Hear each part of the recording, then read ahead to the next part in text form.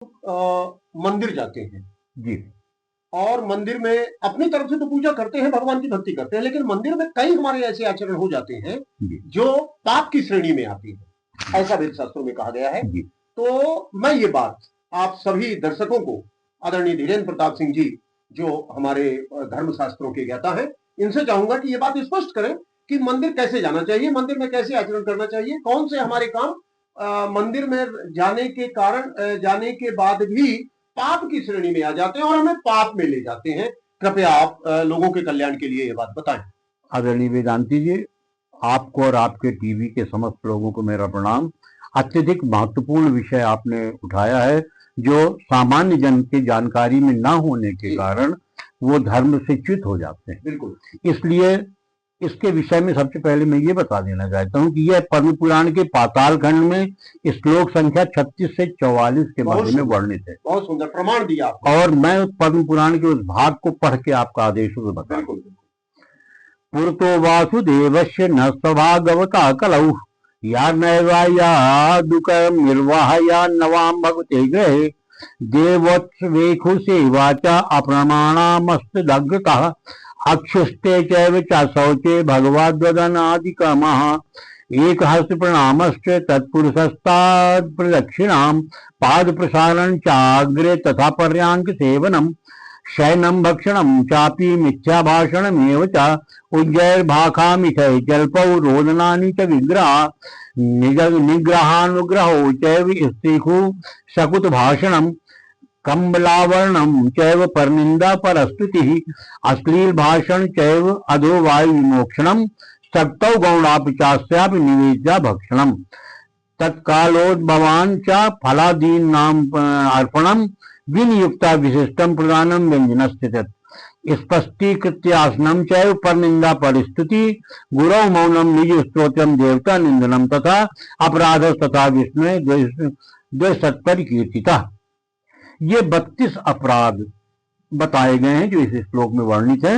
उन्हें हिंदी में भी मैं उनका आपको बता देता हूँ, तो इन्हें एक एक करके ध्यान से सुनेंगे। ये अपराध हमसे ना होने पाए, जिससे भगवत कृपा प्राप्त होने में अड़चन ना आए, ये मैं निवेदन करना चाहूंगा।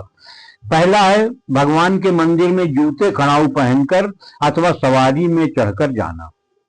दूसरा है रथ यात्रा, जन्माष्टमी आदि भगवत उत्सव न करना या उनके दर्शन न करना, स्वयं न मनाएं या दर्शन करने न जाएं।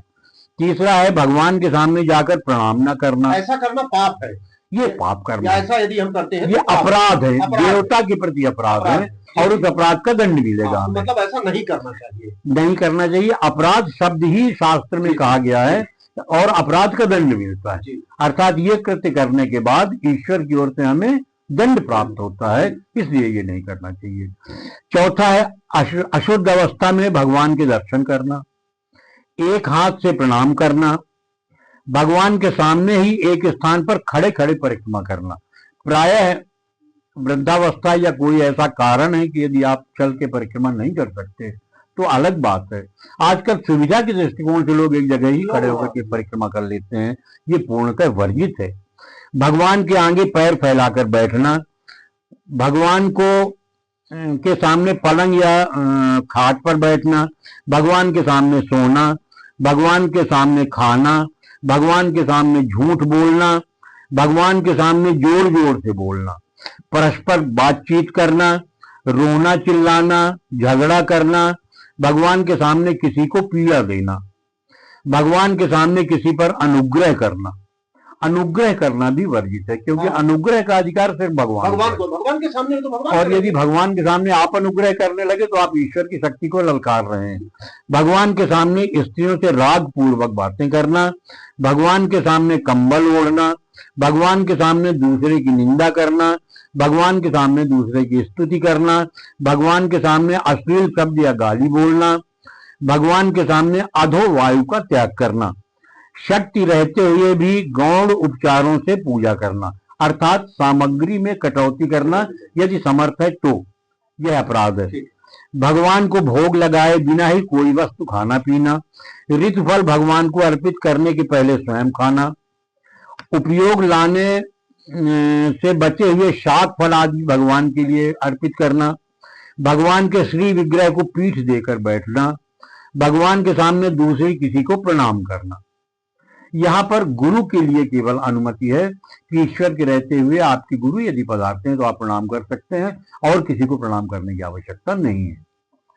गुरु के विषय में मौन रहना, अर्थात उनकी स्तुति महिमा आदि ना करना, यह विशिष्टता कहा गया है कि गुरु यदि पधारते हैं या गुरु के सामने आप जाते हैं तो उनकी महिमा का गान करें। अपने मुख से अपनी प्रशंसा करना और किसी भी देवता की निंदा करना, ये 32 अपराध ऐसे हैं जिन्हें मंदिर में भगवान के सामने नहीं करना चाहिए।